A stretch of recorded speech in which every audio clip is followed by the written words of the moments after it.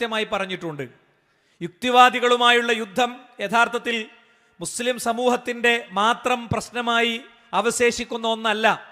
ഈ സെഷൻ്റെ തുടർച്ചകളിലേക്ക് പോകുമ്പോൾ നിങ്ങൾക്കത് മനസ്സിലാകും. ഞങ്ങൾ ഈ സദസ്സിൻ്റെ മുന്നിൽ അഭിമാനത്തോടെ പറയും, ചങ്കൂറ്റത്തോടെ പറയും, മുസ്ലിം ജനസമൂഹങ്ങൾക്ക് വേണ്ടി പറയും, ഇവിടുത്തെ സമാധാനം ആഗ്രഹിക്കുന്നവർക്ക് വേണ്ടി പറയും, ഇവിടുത്തെ സെക്യുലർ സൊസൈറ്റിക്ക് വേണ്ടി പറയും. വിസ്ഡം ഡയലോഗ് 1 മുതൽ 9 വരെ പരിശോധിച്ചാൽ ഏതെങ്കിലും ഒരു പ്രോഗ്രാമിന് പോയിട്ട് ഏതെങ്കിലും ഒരു വിഷയത്തിന് പോലും പൂർണ്ണമായി മറുപടി പറയാൻ യുക്തിവാദികൾക്ക് കഴിഞ്ഞിട്ടില്ല. ഉത്തരവാദിത്തപൂർവം ഈ ഡയലോഗ് 10ാമത്തെ എഡിഷനിലേക്ക് എത്തുമ്പോൾ വളരെ ഉത്തരവാദിത്തപൂർവം ആ ചോദ്യം ഞാൻ ഉന്നയിക്കുന്നു. കഴിഞ്ഞ 10 ഡയലോഗുകളിൽ ഒരു ഡയലോഗിന് പോലും പ്രതികരണം അറിയിക്കാൻ എല്ലാ രാത്രികളിലും 2, 3 മണിക്കൂർ 3, 4, 5, 10 ആളുകൾ ഇരുന്ന് യൂട്യൂബ് വ്യവസായം നടത്തുമ്പോൾ ഒരൊറ്റ തവണ പോലും ഒരു വീഡിയോ പോലും പ്ലേ ചെയ്തിട്ട് മറുപടി പറയാൻ യഥാർത്ഥത്തിൽ ഇവർക്ക് സാധിക്കാത്ത വിധം മനോഹരമായി ഈ വിഷയങ്ങൾ അവതരിപ്പിക്കാൻ ഈ ദിവസം വരെ നമുക്ക് കഴിഞ്ഞിട്ടുണ്ട്. ഞാൻ പറയുന്നു, ഇവരിവിടെ ഉണ്ടാക്കുന്നത് ഒരു സാമൂഹിക പ്രതിസന്ധിയാണ്.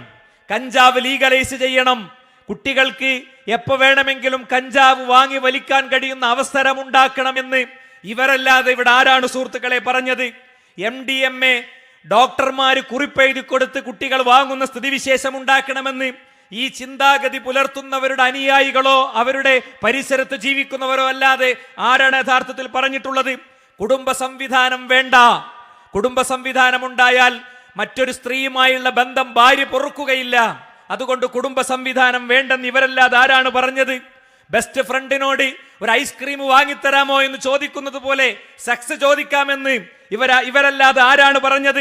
മാതാപിതാക്കളെ സംരക്ഷിക്കേണ്ട ഉത്തരവാദിത്തം മക്കൾക്കില്ലെന്ന് വൃദ്ധസദനങ്ങൾ പണിയുകയാണ് വേണ്ടതെന്ന് പരസ്യമായി ഇവരല്ലാതെ മറ്റാരാണ് പറഞ്ഞത്?